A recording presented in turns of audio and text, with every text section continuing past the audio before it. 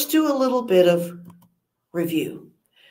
Going back to the webinar, let's refresh what good looks like. Regardless of what your PI or pathologist prefers in regard to stain intensity, we all want to see architecture that is intact and well-preserved cellular structures. On the left, we can see a section of skin with keratinocytes staining purple and the dermis staining mostly pink, and red due to the collagen, elastic, and loose connective tissue that's present. On the right is a nice section of GI tissue that shows the nucleus staining a purple blue, the mucin a light purple, and the cytoplasm nice pink. In the center, we can also appreciate supporting structures that also include, of course, the vascular supply. So let's start with the questions that were submitted from last year's webinar. The first question comes in asking, sometimes in H&E staining, the nuclei stain is very dark. What is the cause? There can be several causes. A couple of things that come to mind is what type of hematoxylin is being used. You may know or may not that there are several formulations and types of hematoxylin. The regressive Harris hematoxylin that is most widely used for H&E staining, while in cytology, the progressive Gills hematoxylin is used most often. There are certainly others, such as Mayer's and Weigert's, still used today in special stains. The intensity of the hematoxylin may be due in part to the cell type, whether the cell is in a cell cycle, apoptosis, euchromatin, heterochromatin will certainly sometimes affect the intensity of what we're seeing under the scope. Also, too, going back to the Harris hematoxylin, if you are using the regressive Harris, it actually is a stain that overstains structures such as the nucleus and the cell membrane. And we use an acidic solution. Some labs actually will make up a very weak acidic solution, or you can certainly buy pre-made from vendors that may be called Define or something like that they label it with, but it's usually just a weak acid solution to kind of clean up the slide and pull back on some of that heavy staining.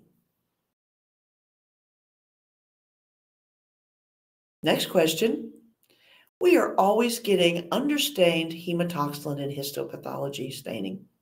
We are using Harris hematoxylin followed by bluing and destaining.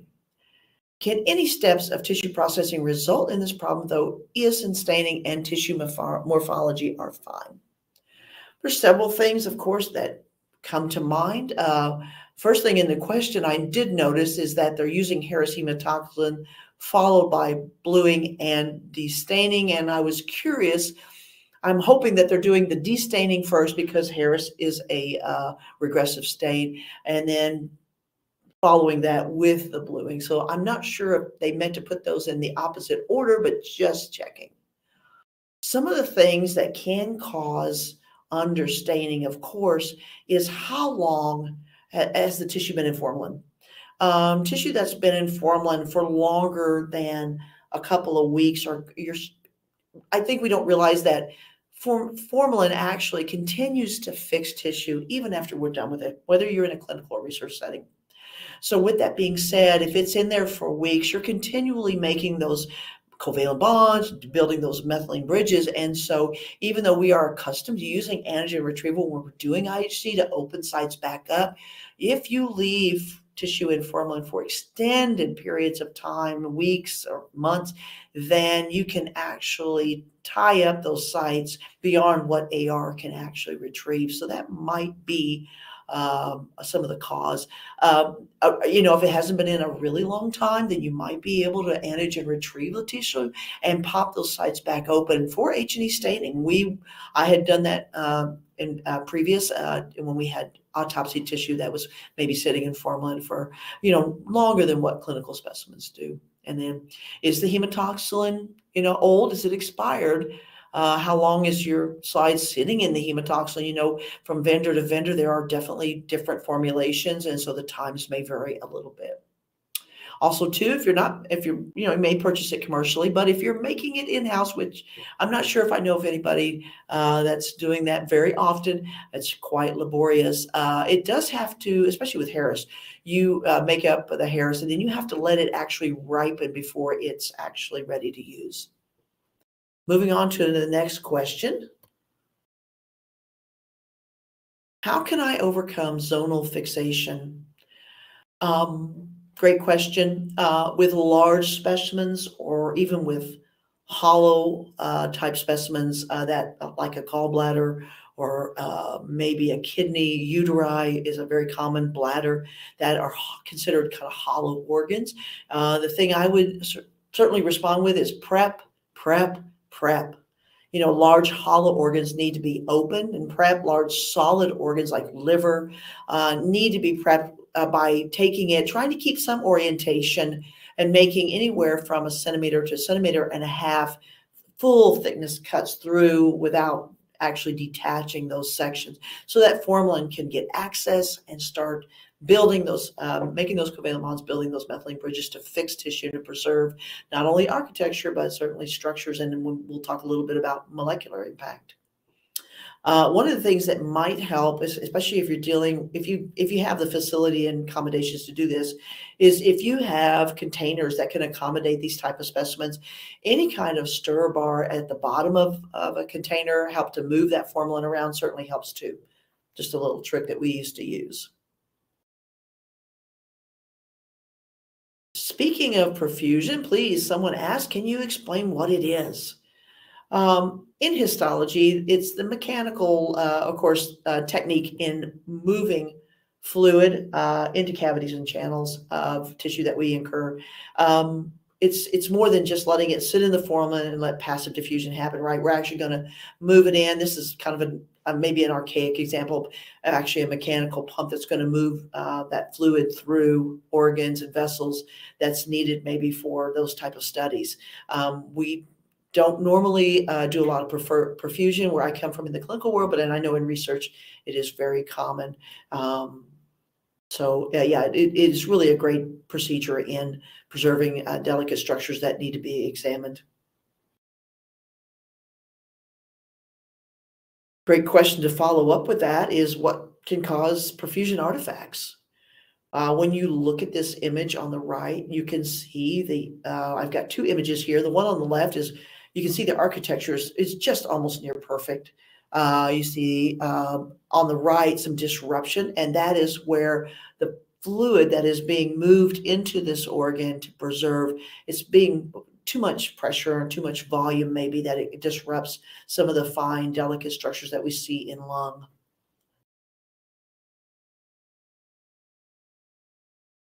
Someone asked, how long can tissue be kept in neutral buffer format before tissue processing or histopathology? I think you have to take in consideration what type of testing you're going to be doing. It's pretty forgiving when it comes to H&E staining and a lot of antibodies. We do have recommendations from Leica, who I work for, that we would like to see a minimum of 6 hours. We're finding as more and more paraffin is tissue that's formalin fixed tissue that's embedded in paraffin is being examined in the research world. We're finding that there are some considerations that need to be taken into account. So if you're doing just normal tissue processing, you need to certainly put it in for 6 hours. But if you're going to be looking at structures, DNA and RNA, from what I have information I've gathered, there's recommendations that you need at least 12 to 24 hours. If you go beyond the 24 hours, I don't know the chemistry behind it, but the formalin actually starts to break up the RNA in shorter segments that you probably want to study. So just take note of that.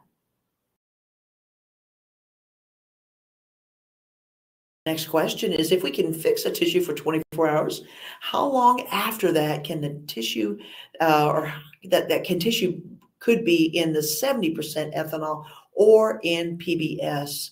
And so I've got, if you'll see down at the bottom right-hand corner of this slide, you'll see two links that will connect you to two sites that I went to that made recommendations for this. It's very common, just kind of the short answer is that it's very common to store tissue in 70%, 3 to 4 weeks. Of course, this is after you've already fixed the tissue in formalin and you've rinsed it, right? You're going to move it into the 70%.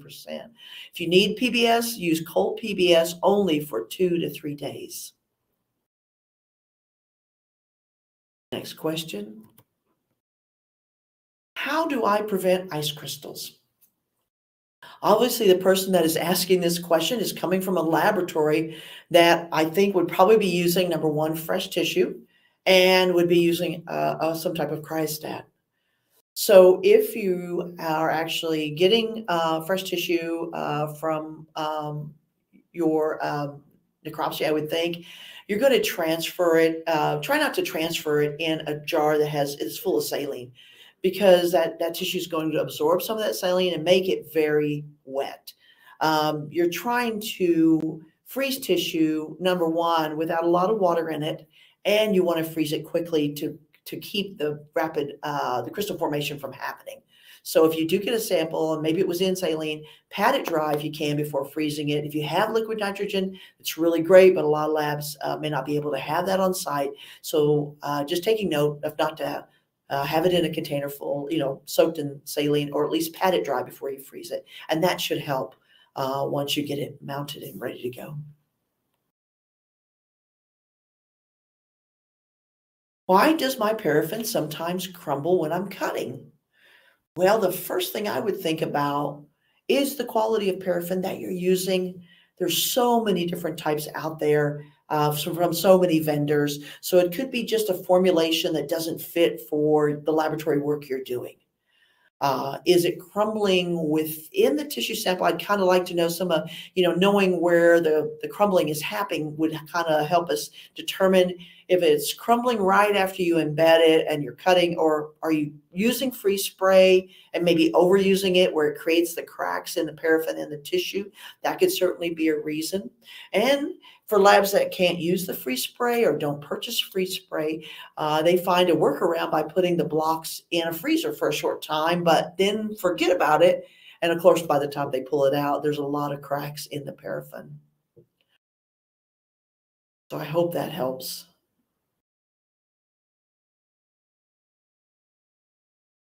I'm so glad somebody asked this question. Can paraffin expire? And if so, can it be used if it's expired? Paraffin, from a laboratory standpoint, is very inert and takes time to degrade.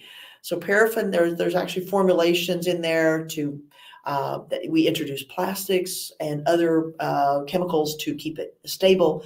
If there is a degradation of the material past the expiration date, it would show in the product to be more brittle and cracking more because it's breaking down those smaller aliphatic carbon chains. You can see there's a great example of expired paraffin and it being cracked, not because it was put in the freezer and not because it was oversprayed, but because it's just old paraffin.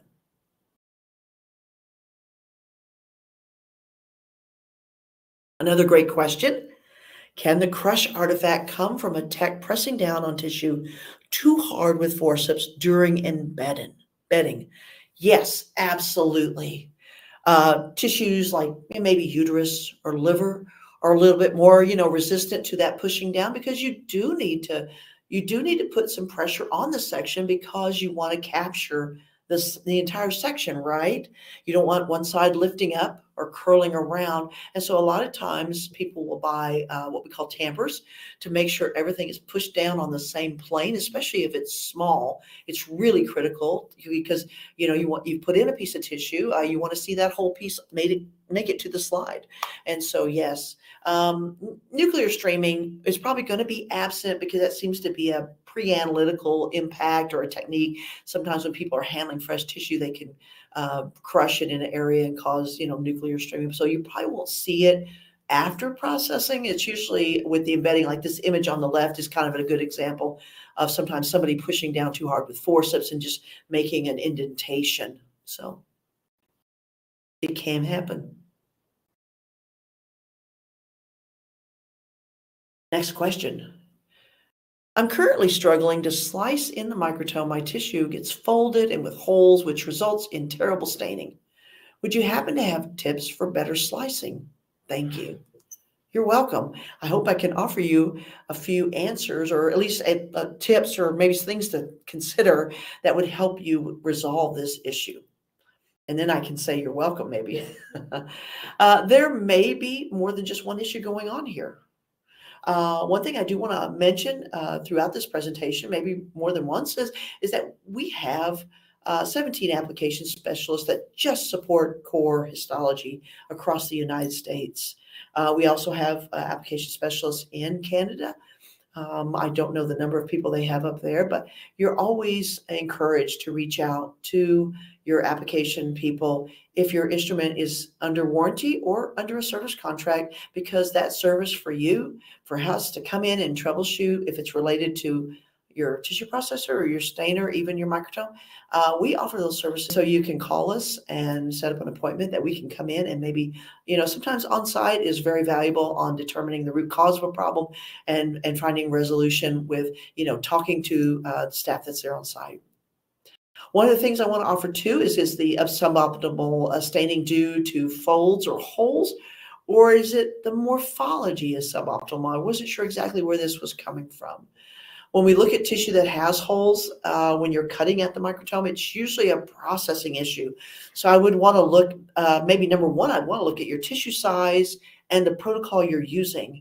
Because if you're using a very short protocol and your tissue is rather large, you can see where there might be a problem with under processing. If it might be just the opposite too, you could certainly have a very long protocol for a small specimen, and that would certainly create artifacts, but not like where there's holes right when you're sectioning, maybe. Embedding practices might be another thing to consider, or the type of paraffin. Like I said, paraffin comes in a lot of flavors, some with very little plastic. Some paraffins have a lot of plastic, and so that might be something I would want to look at.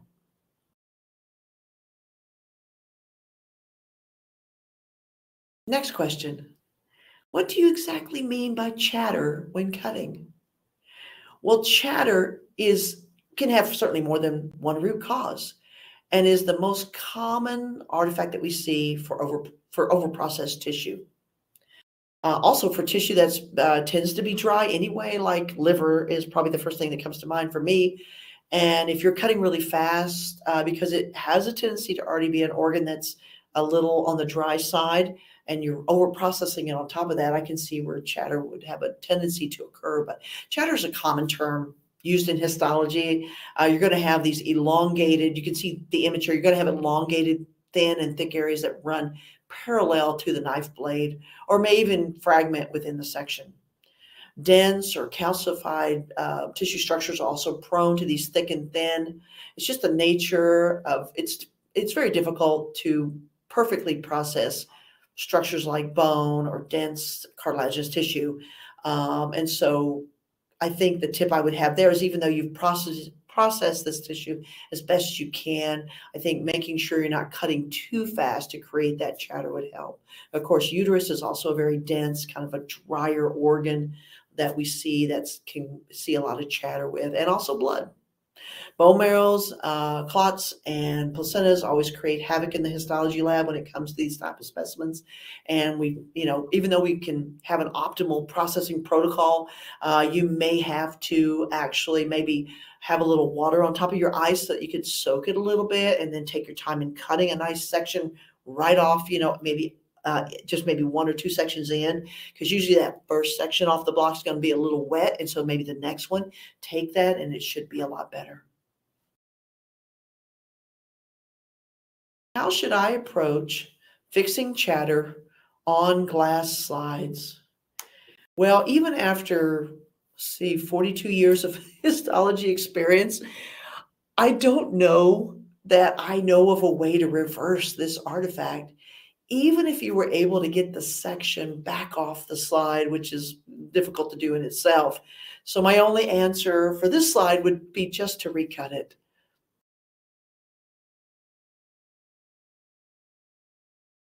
Next question. I personally have trouble with the parts of bone like sternum, femur, chunking out of the block during microtomy, even with the surface decal in addition to initial decalcification with formic acid. Can you help me? I would love to. Well, as I had mentioned in the previous slide, these type of specimens are really tough. Even if your section is thin, no more than 3 millimeters, and it doesn't, you fill the cassette so fluids have access to actually process, and you've needled down that processing protocol where it's just perfect.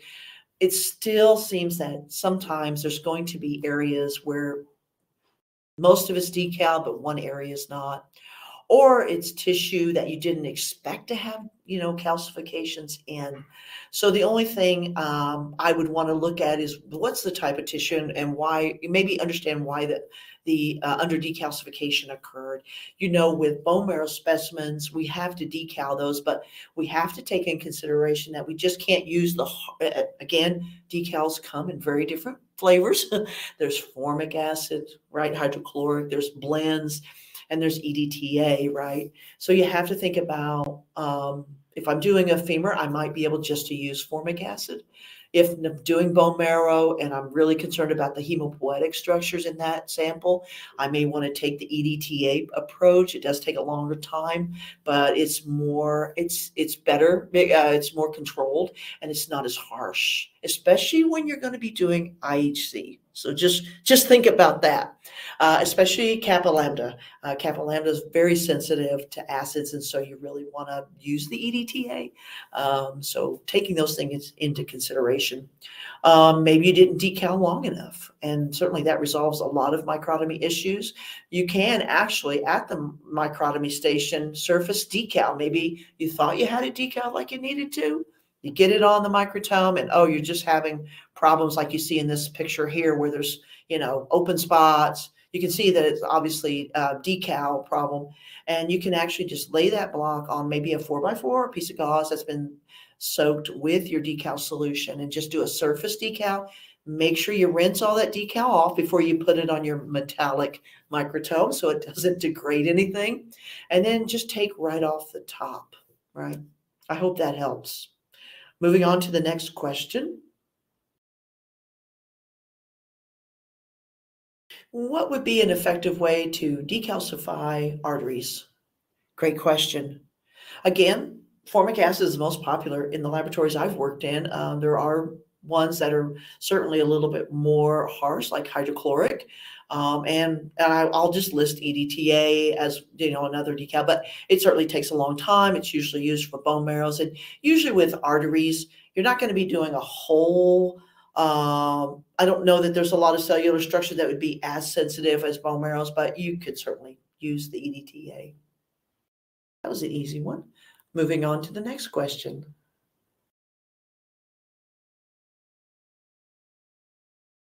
Would you use vacuum on your fixation, ethanol, and xylene steps, or just your wax embedding steps? So this opens up, certainly, I love this question because this is actually where I live and breathe a lot of times. And it's certainly open to interpretation, preference, maybe where you were trained at, on what they taught you about processing, and maybe that's the only way is from the facility maybe you worked at or trained at. But it's really open. There's so many different protocols, and you can create so many variations. It's probably unlimited. But the main goal of tissue processing is just to remove your free water, infiltrate, be able to infiltrate with a medium that will allow you to suction. That's in a nutshell, right?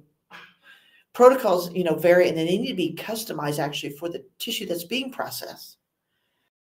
It's not uncommon to see, especially if you go back to your textbooks even, to see pressure and vacuum, what we call cycling, on a lot of the reagent steps, because it's kind of a push and pull effect, especially if your specimens are dense, or if somebody that's not, prosecting the way they should, and they've maybe put more in the cassette than needs to be. It's thicker than it needs to be. PV is kind of the tool we use to kind of overcome those barriers that would normally create underprocessing. So it's not uncommon to see P&V on the reagent steps. I don't like to see it, for me, I don't like to see it on the paraffin because that's the last segment of your processing. And maybe you could do it on usually, there's 3 paraffin steps, and you could do it maybe on that first one. But if you're pushing and pulling, and there's a little bit of residual xylene in that dense specimen, you're going to get some artifacts once you stain, or even when you're cutting, maybe if it's enough in there, that's going to cause some issues, right? And so I like to put just vacuum on the paraffin steps so that I'm sure that pulling in one direction, I'm going to get rid of any residual xylene or whatever clearant you're using that can cause the morphology, especially after staining, appear like hazy. And take note that once you get xylene trapped in tissue, it's hard to get that out once you've completed your processing. There are cassettes. I want to make note too with this processing. They were talking about pressure vacuum. If you don't have an instrument that has a pressure vacuum option, I believe most do, unless it's the instrument similar to the old Technicons. Then you can purchase cassettes that actually have side vents that kind of can sort of take the place, not as well, but they have side vents that will help with the fluid moving into the cassette. And so that if you don't have that option, you can even use those type of cassettes with the side vents on protocols that do have even pressure and vacuum. That helps overcome some of the barriers that people don't prosect correctly too. I hope that helps. That was kind of a long answer, wasn't it? Moving on to the next question. During dehydration and rehydration, is there a major effect if we do it overnight for each ethanol concentration? I think this would be reasonable to do. I think, though, I would want to know the size, of course, the size of the tissue samples, because we're talking about a long protocol, I would think. The goal in processing is to remove free water, like I had mentioned before. But one thing I think I did mention was that we want to preserve. We don't want to remove the bound water in tissue. There's not a lot of articles on bound water, but there is increasing research on it because it's certainly, as you can see here, I have a picture here of a protein structure with bound water. And so they're finding out that the importance of bound water, so more attention is certainly being garnered. With that being said, so we want to remove all the free water, keep the bound water. I would want to know the size of the tissue, right? We want to make sure that your alcohols are graded. We don't want to remove that water too rapidly or too harshly. So we want a nice gradient, maybe a 70, an 80, a 90, if you're going to do something like that overnight. I think the whole goal of this is trying to avoid over-processing and drying out the tissue far too much.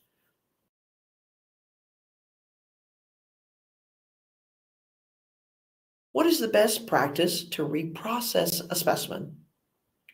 Leica has a great article, or actually it's a nice PDF of the different methods in reprocessing. Some I am familiar with, some I am not, as they come from other countries. And I'm based here in the US, of course. But before reprocessing, this is the one I am probably the most familiar with, is direct reprocessing. You actually see a picture here of cassettes. You're going to, take those cassettes out of the tissue processor. Try to let as much paraffin drain off those cassettes when you're done. And then before you reprocess, you're going to kind of blot the excess paraffin off in new cassettes. Place the cassettes back into the tissue processor, and then you can just actually do your run again. I know it may not appear to make sense, but there are actually going to be areas of the tissue that are okay. And we know that because as histologists, paraffin will adhere to the areas that are okay and they're processed well. The areas that are under processed, the paraffin's not able to adhere, and so it will peel off or flake away. And so in just repeating this run, you can actually skip the formalin step and start with the first alcohol. The areas that are okay will stay protected by the paraffin that's adhering all the way, of course, to the first xylene, and then it will break, and then it will, of course, melt away.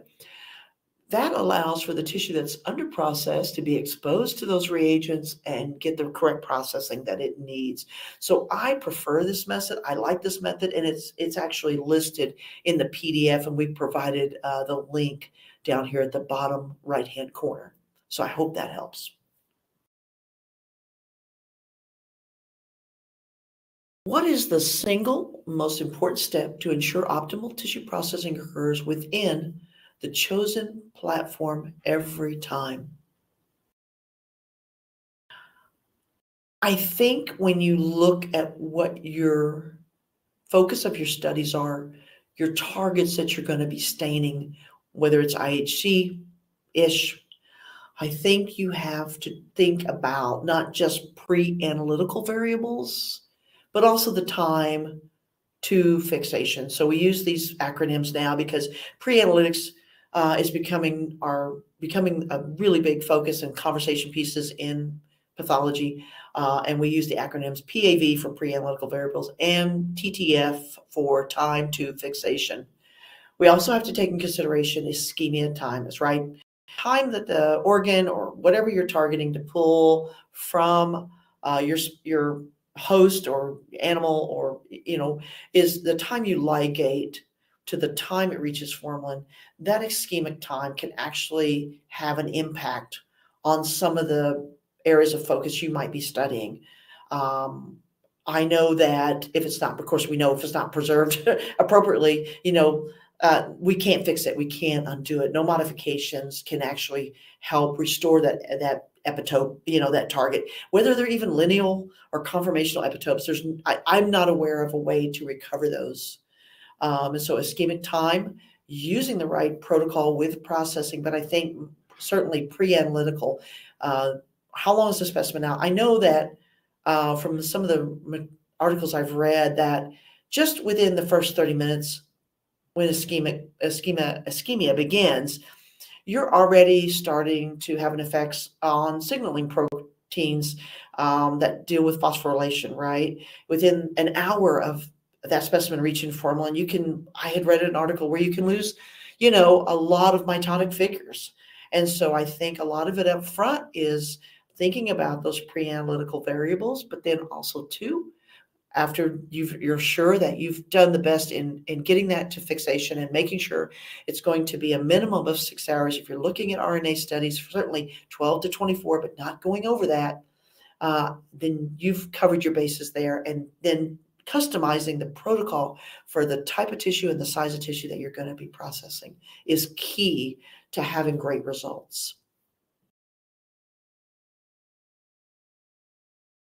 So in that mindset, we'll overfix specimens. Now we're going to move to the other side, affect IHC staining. So we've talked a lot about underprocessing and pre-analytical variables. Let's look at the other side of that. And I mentioned that formalin certainly can have adverse effects on tissue that sits in formalin too long. You're not going to be able to recover those epitope sites. You're not going to be able to break some of those bonds. So you can certainly overfix to the point where your IHC is not going to perform well. You can see here, this is based on an article I pulled. I have the reference down at the bottom right-hand corner that you can take a look at, that depending on the time and the antigen retrieval, you may not be able to open up those antigenic sites that are being targeted. You can see here. I think 1A was like, the correct time, 6 hours. Then they did past 12. And then this is the third, like what's labeled 1C, I think is past the 24-hour mark. So even though you're doing antigen retrieval, you may not be able to open those sites back up.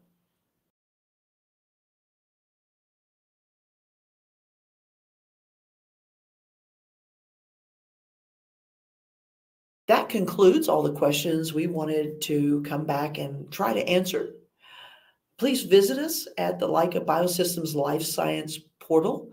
I know that my webinar from last year is on there, and I'm hoping this one will be on there too. I think it will be. Read and download. We have a lot of educational content that you can peruse. We also have a fantastic virtual stain gallery that you'll definitely want to just check into. You'll want to bookmark this page in case there's things you want to go back to. Maybe there's antibodies you're using and you want to see what that looks like on a virtual stain. We have that for you. You'll also gain access to our peer-reviewed publication repository, and you'll gain insights from tissue-based and spatial biology research practitioners. You can also sign up for the Research Link newsletter. You'll see down here at the bottom left, we have a link for you to do that. Also, I've mentioned a few things that deal with consumables: formalin, paraffin, cassettes. Of course, we have the whole gamut with slides and blades, everything you need to do histology with. Check out our Leica Biosystems e-commerce site for all your consumables and lab supplies by just taking your camera and reading the QR code, and we'll pop you right over to that page. Thank you so much for taking the time to take this journey of processing, optimal processing with me, hopefully answering these questions the best to my knowledge I could do for you. Certainly open to any more questions that you might want to send in, or we would be happy to look at those. Thank you so much. And happy processing. Hello, everyone, and welcome to today's webinar. Lessons from the Laboratory, Your Tissue Processing Questions Answered. I am Kaylee Bach of Labroots, and I'll be your moderator for today's event.